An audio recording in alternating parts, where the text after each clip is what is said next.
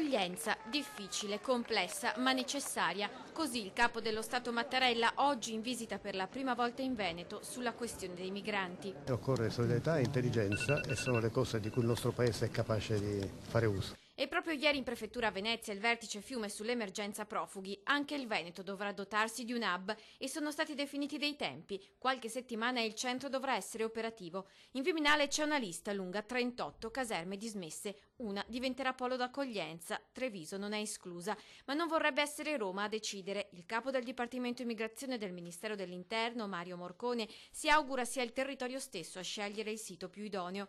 Poi, per limitare i disagi, tutti i comuni dovranno accogliere qualcuno e Treviso, che in Veneto è la provincia che ne ha accolti di meno, dovrà di certo aprire le porte ad altri 394 migranti. Tutto il mondo c'è spazio per tutti. Ma il presidente della regione ha confermato la sua contrarietà, ribadita anche oggi e davanti al capo dello Stato. Io ribadisco sempre il nostro no e continueremo a farlo anche domani al summit del Ministero degli Interni, dove sarò presente domani sera. A poco vale che il sindaco Giovanni Manildo voglia proprio il presidente Zaia ad assolvere al ruolo di coordinatore per discriminare tra chi ha diritto all'accoglienza, che è un diritto e non un atto di carità, e chi no.